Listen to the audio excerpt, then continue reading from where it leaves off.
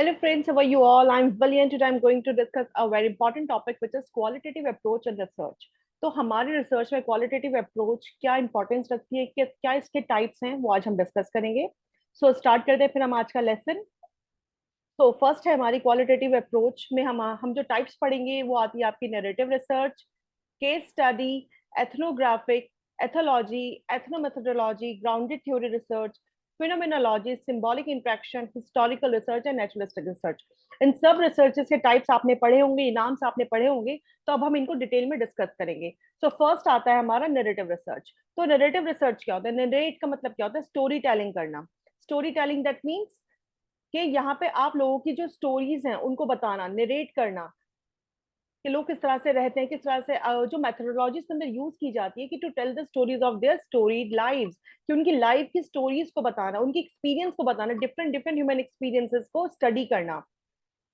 The researcher typically focus on a single person. इसके अंदर क्या होता है? रिसर्चर क्या करता है? सिंगल पर्सन के ऊपर फोकस करता है, डेटा को कलेक्ट करता है, फिर उसके बेसिस पे स्टोरीज को कलेक्ट करता है उनकी पर्सन लाइफ के एक्सपीरियंस के बेसिस पे, फिर उसको नरेट करता है. तो इसको हम क्या बोलते हैं? नरेटिव रिसर्च बोलते हैं. इसके जो सबसे इंपॉर्टेंट एग्जाम्पल्स हैं कि अगर हम नैरेटिव रिसर्च की बात करते हैं तो एग्जांपल क्या आते हैं? किसी की लाइफ हिस्ट्री को नरेट करना, narrative interviews, journals, diaries, memories, autobiographies, ये सब इसके बहुत इंपॉर्टेंट एग्जांपल्स हैं नैरेटिव रिसर्च के.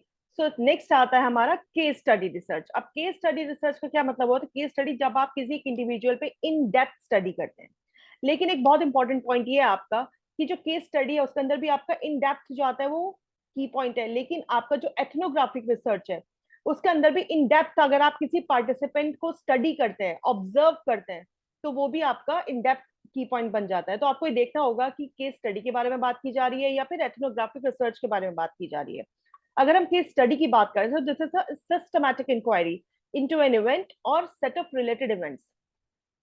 किसी भी एक इवेंट को लेके जब आप इंक्वायरी कर रहे हैं, सिस्टमैटिकली इन डेप्थ स्टडी कर रहे हैं, क्वालिटेटिव अप्रोच आप यूज कर रहे हैं डेटा को कलेक्ट करने के लिए, चाहे आप किसी एक इंडिविजुअल टीचर के ऊपर कर रहे हो, चाहे आप क्लासरूम के ऊपर कर रहे हैं, या एज अ केस आपने एक स्कूल को लिया है, तो इन डेप्थ स्टडी करना किसी भी पर्टिकुलर सिचुएशन को लेके स्टैटिस्टिकल इंक्वायरी करना, उसको आप क्या बोलते हैं? केस स्टडी बोलते हैं. नेक्स्ट आता है हमारा एथनोग्राफिक रिसर्च. एथनोग्राफिक रिसर्च में हम क्या करते हैं कि यहाँ पे आप कोई भी स्टडी कंट्रोल्ड कंडीशंस में नहीं करते, not in a lab. That means यहाँ पे आप कोई भी कंट्रोल्ड नहीं करते, क्योंकि एक तो हमारी क्वालिटेटिव अप्रोच है, कंट्रोल्ड वैसे भी नहीं होगा. यहाँ पे आप क्या करते हैं? डायरेक्टली ऑब्जर्व कर रहे हैं जिनसे आपको इन्फॉर्मेशन चाहिए, जो यूजर्स जिनसे आप डेटा को कलेक्ट करना है आपको एज अ रिसर्चर, वहां आप क्या करेंगे? डायरेक्टली ऑब्जर्व करेंगे यूजर्स को एक नेचुरल इन्वायरमेंट में, ना कि किसी कंट्रोल्ड इन्वायरमेंट में. और जो रिसर्च का आपका ऑब्जेक्टिव है क्या होगा कि आपको उनका यूजर्स के बारे में, आप जिनको आप ऑब्जर्व करें उनसे आपको डेटा लेना, उनकी इंसाइट्स को गेन करना है एक नेचुरल एनवायरनमेंट में, चाहे आप उनके साथ रहें, चाहे आप उनको डायरेक्टली ऑब्जर्व करें, किसी भी तरीके से आप उनके साथ एक नेचुरल एनवायरनमेंट में डेटा को कलेक्ट करेंगे. एथनोग्राफिक रिसर्च का एम क्या होता है? Ethnography is a qualitative research study looking at the social interaction of users in a given environment में. जिस environment में वो रह रहे हैं, किस तरह से वो एक दूसरे के साथ इंटरेक्ट कर रहे हैं, ठीक है, क्या उनकी परसेप्शंस हैं, उन सब चीजों को जब आप स्टडी करते हैं तो ये आपकी एथनोग्राफिक रिसर्च होती है. इसलिए जो रिसर्च है आपको वो क्या देती है? इन डेप्थ इंसाइट देती है यूजर्स के व्यूज का, कि किस तरह से वो चीजों के बारे में सोचते हैं, रेगुलर डे टू डे उनकी क्या कन्वर्सेशंस रहती हैं, क्या उनके एक्सपीरियंसेस हैं, क्या उनकी एक्टिविटीज हैं. तो रिसर्चर को ये डेटा क्या प्रोवाइड करता है? It provide the researchers with an understanding कि किस तरह से वो अपने डेली लाइफ में एक दूसरे के साथ इंटरेक्ट करते हैं. यहाँ आपको ये सब चीजें पता चलती है नेचुरल इन्वायरमेंट में जब आप उनको ऑब्जर्व करते हैं. नेक्स्ट आता है कि ये जो स्टडी है एग्जैक्टली हम करते किस लिए हैं? ये study of the cultural pattern, कि किस तरह से उनका कल्चर है, क्या उनके पर्सपेक्टिव्स हैं नेचुरल सेटिंग में, वो सब चीजें देखने के लिए. It is the systematic study of people and the culture. Ethnographic research एक बहुत सिस्टमैटिक स्टडी है किसके बारे में? लोगों के कल्चर को जानने के लिए, उनके किस तरह से वो लोग अपने रेगुलर लाइफ में इंटरेक्ट करते हैं. It is design to explore cultural phenomena. इसको डिजाइन इस तरह से किया जाता है कि आप सामने वाले के कल्चर को एक्सप्लोर कर सके, where the researcher observe society from the point of view of the subject of the study. जो आपकी स्टडी है, जिस स्टडी पे आप कर रहे हैं रिसर्च, तो रिसर्चर क्या करता है? ऑब्जर्व करता है सोसाइटी के, किस तरह से लोग आपस में एक दूसरे के साथ इंटरेक्ट करते हैं, किस कल्चर के लोग आपस में किस तरह से इंटरेक्ट करते हैं, क्या इनके बीच में कल्चरल डिफरेंसेस आपको देखने के लिए मिलते हैं, किस तरह से लोगों के अपने अपने परसेप्शन हैं अकॉर्डिंग टू देयर कल्चर। तो ये सब चीजें हम किस में करते हैं, एथनोग्राफिक रिसर्च में। ओके, क्लियर हो गया। तो फिर नेक्स्ट चलते हैं। अब हम नेक्स्ट आपका आता है इथोलॉजी। अभी तक हमने क्या पढ़ा है, अभी तक हमने पढ़ा narrative research, case study, ethnographic research. Fourth आपका है इथोलॉजी। ठीक है, अब इथोलॉजी क्या चीज होती है, इथोलॉजी का मतलब क्या होता है, स्टडी करना ह्यूमन बिहेवियर को, किसी भी बिहेवियर को, नॉन ह्यूमन बिहेवियर को, ह्यूमन बिहेवियर को जब आप स्टडी करते हैं एक बायोलॉजिकल पर्सपेक्टिव से, तो दिस इज कॉल्ड, इस स्टडी को हम क्या बोलते हैं, इथोलॉजी। अब इसके अंदर क्वेश्चंस किस तरह से आपको जनरेट किए जाते हैं कि कैसे चीजें ओरिजिन हुई, क्या उनके कैरेक्टरिस्टिक्स थे, किस तरह से डिफरेंट डिफरेंट सोसाइटीज के डिफरेंट डिफरेंट कल्चर्स को आप किस तरह से आपस में कंपेयर करके स्टडी कर सकते हैं, दिस इज कॉल्ड इथोलॉजी। अब आपका नेक्स्ट आता है एथनोमेथोडोलॉजी। अब एथनोमेथोडोलॉजी से आप क्या समझते हैं, ये किस तरह की स्टडी होगी कि किस तरह से आपका जो सोशल ऑर्डर है वो प्रोड्यूस हो रहा है, किसके बेसिस पे प्रोड्यूस हो रहा है, किस तरह से लोग आपस में एक दूसरे के साथ इंटरेक्ट कर रहे हैं, ठीक है, उस तरह से चीजें चल रही हैं। आप ये कह सकते हैं कि कहीं ना कहीं एक सोशोलॉजिकल जो लोगों की अप्रोचेज होती हैं कि आपको क्या प्रोवाइड करेगा, किस तरह से लोग की अप्रोच होती है एक रेडिकल फॉर्म में, एज अ होल आप उसे समझ सकते हैं। तो जो सोशोलॉजिकल एनालिसिस होता है किसी भी इंडिविजुअल का, किसी लोगों का, कि रेगुलर एवरीडे कन्वर्सेशन किस तरह से, क्या उनका अपना कॉमन सेंस है, क्या व्यू है उनका, क्या परसेप्शन है उनका इस वर्ल्ड को लेके, इस दुनिया को लेके। तो ये चीजें आती हैं आपकी एथनो मेथोडोलॉजी। आई विश कि आपको अच्छे से क्लियर हो गया होगा। तो नेक्स्ट चलते हैं फिर हम ग्राउंडेड थ्योरी। ग्राउंडेड थ्योरी नाम से क्लियर है, दैट मीन्स यहाँ पे आप जो भी चीजें कलेक्ट करें एज अ ग्राउंडेड फॉर्म में कर रहे हैं, सिस्टमैटिकली कर रहे हैं, it is a systematic methodology. ये क्या होती है आपकी ग्राउंडेड थ्योरी, आपकी सिस्टमैटिक मेथोडोलॉजी होती है जो कि लार्जली अप्लाइड होती है किसमें, क्वालिटेटिव रिसर्च में, जो कि कंडक्ट किया जाता है by the social scientist. Generally ये सोशल साइंसेज में यूज किया जाता है। ये जो मेथोडोलॉजी होती है इन्वॉल्व होती है the construction of hypothesis and theories through the collecting analysis of that mean systematic study है। पहले आप डेटा को कलेक्ट करेंगे, अपनी प्रॉब्लम को डिफाइन करेंगे, देन आप हाइपोथेसिस बनाएंगे, थ्योरीज बनाएंगे, डेटा कलेक्ट करेंगे एक प्रॉपर स्ट्रक्चर्ड सिस्टमैटिक तरीके से, फिर आप अपने डेटा को एनालिसिस करेंगे। तो जो ग्राउंडेड थ्योरी होती है इसके अंदर हम किस तरह की चीजें अप्लाई करते हैं, इंडक्टिव रीजनिंग। ठीक है, इंडक्टिव रीजनिंग के थ्रू अप्लाई करते हैं। मेथोडोलॉजी जो होती है इसके अंदर आपका क्या होता है, हाइपो डिडक्टिव मॉडल होता है जो जनरली हम ट्रेडिशनल साइंटिफिक रिसर्चेस में यूज करते हैं। ग्राउंडेड थ्योरी आपकी जनरल रिसर्च मेथोडोलॉजी होती है कि किस तरह से आप डेटा को कलेक्ट करते हैं। ये जो स्टडी होती है डिफरेंट डिफरेंट डाइवर्स पॉपुलेशन पे यूज किया जा सकता है। फॉर एग्जाम्पल किन किन एरियाज पे हम इसको यूज कर सकते हैं, कि अगर आप देखते हैं इस तरह के डेटा आपके पास है कि आप ये देख रहे हैं कि कितने ऐसे लोग हैं जो डाइवोर्स के बाद रीमैरिज कर रहे हैं। ठीक है, प्रोफेशनल सोशलाइजेशन किस तरीके से किया जा रहा है। तो इस तरह के जो टॉपिक्स हैं उसके अंदर हम ग्राउंडेड थ्योरी करते हैं, जो कि आपकी एक कंप्लीट सिस्टमैटिक स्टडी होती है। आप अपनी प्रॉब्लम को डिफाइन करते हैं, ठीक है, आप डाटा को आप हाइपोथेसिस बनाते हैं, थ्योरी बनाते हैं, थ्योरी बिल्ड करते हैं, आप डेटा को कलेक्ट करते हैं, फिर डेटा को एनालाइज करते हैं, देन आप कंक्लूजन निकालते हैं।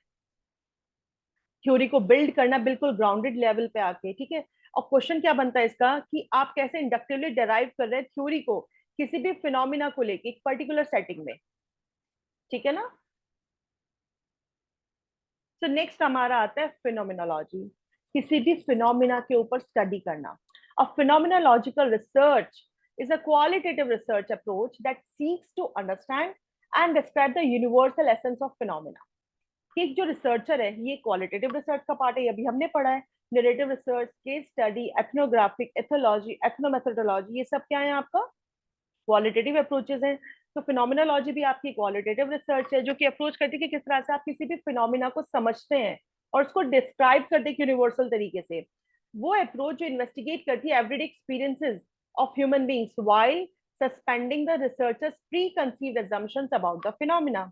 या अलग वर्ड्स में हम ये बात कह सकते हैं कि phenomenological research studies live experiences to gain deeper insights into how people understand those experiences. किसी भी इंसान की जिंदगी के वो एक्सपीरियंसेस को देखना, उनके बारे में गहराई से जानना कि लोग चीजों को किस तरह से समझते हैं, क्या एक्सपीरियंस लेते हैं और क्या समझते हैं।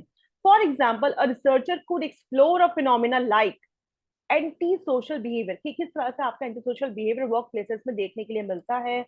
वुमेन्स का क्या एक्सपीरियंस रहता है अगर कोई वुमेन किसी एक पर्टिकुलर डिजीज से सफर कर रही है, तो उसका क्या एक्सपीरियंस होगा उस चीज को लेकर। जैसे फॉर एग्जाम्पल एक बहुत छोटी सी बीमारी है, ठीक है, थायराइड है। लोग कहते हैं thyroid is a very simple disease, कोई दिक्कत नहीं है, मॉर्निंग में आप एक मेडिसिन लेंगे उसके बाद आपके साथ में कोई प्रॉब्लम नहीं है। लेकिन ऐसी बहुत सारी वुमेन्स हैं, in fact I am also suffering from thyroid, कि सबको एक डिफरेंट डिफरेंट सिचुएशंस को फेस करना पड़ता है। हर एक का सेम सिचुएशन नहीं होती, इंडिविजुअल इंडिविजुअल सबके बॉडी के ऊपर ना डिजीज का इफेक्ट भी डिफरेंट होता है। तो इसी बेसिस पे लोगों के एक्सपीरियंस को जानना, कि डेली एवरीडे कन्वर्सेशन करके आप ये जान सकते हो उनका डीपर इनसाइट किसी भी पर्टिकुलर चीज को लेके। तो ये जो वुमेन एक्सपीरियंस है ये भी एक इसका एग्जाम्पल है।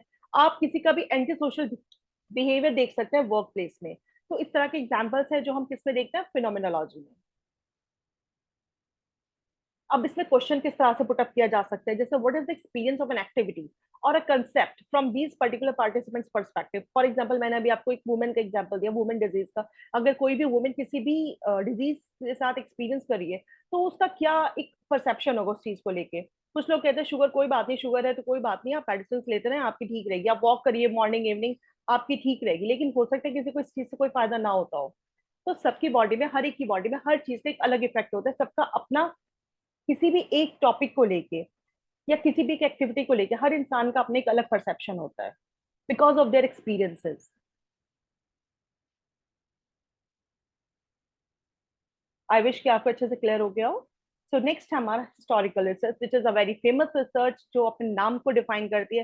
Historical that means history, history means जब आप, एक मिनट, जस्ट वेट, जब आप किसी पास्ट इवेंट्स की बात कर रहे हैं। हिस्ट्री का मतलब जब आप किसी पास्ट इवेंट की बात कर रहे हैं, ठीक है। Historical research is a process of collecting and interpreting data about the past events. जब रिसर्चर हिस्टोरिकल रिसर्च कर रहा है तो उसके अंदर वो क्या करते हैं, क्या प्रोसेस होता है हिस्टोरिकल रिसर्च का, कि जो आप डेटा कलेक्ट करते हैं, जो इंटरप्रिटेट करते हैं, वो पास्ट इवेंट्स का लेते हैं पहले, तभी तो उसको आप प्रेजेंट के साथ इंटरेक्ट कर इंटरप्रिटेट कर पाते हैं। पास्ट में क्या चीज हुई, प्रेजेंट में उसमें क्या चेंजेस आपको देखने के लिए मिले। So this is called historical research. आप डेटा को कलेक्ट करते हैं, फिर आप उसको इंटरप्रिटेट करके देखते हैं कि प्रेजेंट इवेंट्स और आइडियाज क्या हैं, क्या डिफरेंसेस हैं। It studies possible reasons behind certain events to explain their influence on the events.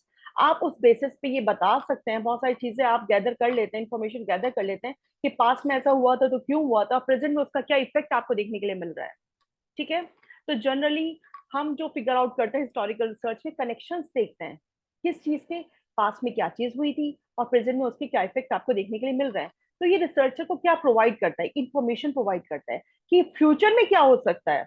Past में आपने ये देखा, प्रेजेंट में आपने ये चीजें नोटिस की, तो फ्यूचर में क्या चीज हो सकती है, व्हाट इज द पॉसिबिलिटी। तो ये चीजें आपको किसमें देखने के लिए मिलती है, हिस्टोरिकल रिसर्च में। अब हिस्टोरिकल रिसर्च का क्वेश्चन क्या आता है, how does one systematically collect and evaluate data to understand and interpret past events. कि किस तरह से आपने सिस्टमैटिकली कलेक्ट किया, डेटा को इवेलुएट किया, उसको समझा, फिर उसको इंटरप्रिटेट किया पास्ट इवेंट्स के साथ, ठीक है, क्लियर हो गया। अब आता है सिंबॉलिक इंटरेक्शन, सिंबल्स। सिंबल से आप क्या समझते हैं, कोई भी सिंबल अपनी बात को एक्सप्रेस करने के लिए कोई भी इंसान किसी भी सिंबल का यूज कर सकता है। सिंबॉलिक इंटरेक्शन का मतलब क्या हुआ, जब दो कल्चर के लोग एक दूसरे के साथ इंटरेक्ट करते हैं, ठीक है, सबका अपना अपना तरीका होता है। फॉर एग्जाम्पल आप किसी ऐसी कंट्री में जाते हैं जहाँ आपको लैंग्वेज बैरियर है, आप नहीं समझ सकते, तो कहीं ना कुछ चीजें ऐसी होती हैं जिसके बेसिस पे आप सामने वाले से इंटरेक्ट करते हैं, कि किस तरह से आप उनका मीनिंग निकाल रहे हैं, कैसे अपना परसेप्शन, अपना पर्सपेक्टिव आप शेयर कर रहे हैं दूसरे इंसान के साथ बात करने के लिए, इंटरेक्ट करने के लिए। This is called symbolic interaction. अब लास्ट हमारा आता है नेचुरलिस्टिक रिसर्च। नेचुरलिस्टिक रिसर्च आपके नाम से डिफाइन करती है। नेचुरलिस्टिक दैट मीन्स जो बिल्कुल नेचुरल कंडीशंस में की जा रही है, that means real world settings में की जा रही है, जिसके लिए एफर्ट किया जा रहा है, मैनिपुलेट किया जा रहा है, कंट्रोल किया जा रहा है सिचुएशन को। साइंटिस्ट क्या कर रहा है, ऑब्जर्व कर रहा है रियल वर्ल्ड सेटिंग्स में, नेचुरली इंटरेक्ट कर रहा है, नेचुरली चीजों को ऑब्जर्व कर रहा है। रिसर्चर कंडक्ट करता है एक नेचुरलिस्टिक ऑब्जर्वेशन ऑब्जर्वेशन, चाहे वह होम में करे चाहे वो कहीं भी करे, लेकिन बिल्कुल नेचुरल तरीके से कर रहा है, नेचुरल तरीके से ऑब्जर्व कर रहा है, इंफॉर्मेशन को गैदर कर रहा है, डेटा को कलेक्ट कर रहा है, ठीक है। सो फ्रेंड्स, ये था मेरा आज का, आज हमने क्वालिटेटिव अप्रोचेस पढ़ी। क्वालिटेटिव अप्रोच में हमने नैरेटिव पढ़ी, case study, ethnomethodology, ethology, ethnographic, phenomenology, symbolic interaction, historical research and then naturalistic research। हमने 10 टाइप्स ऑफ रिसर्चेस पढ़ी हैं। एंड आई विश कि आपको क्लियर हो गया हो, लेकिन अगर आपको कहीं भी प्रॉब्लम है तो आप उससे कमेंट सेक्शन पे पूछ सकते हैं। सो ये था हमारा आज का lesson. In the next lesson में इसके कुछ एमसीक्यूज और प्रीवियस क्वेश्चन आपको कराऊंगी। So thank you friends, have a nice day and see you soon with the next video.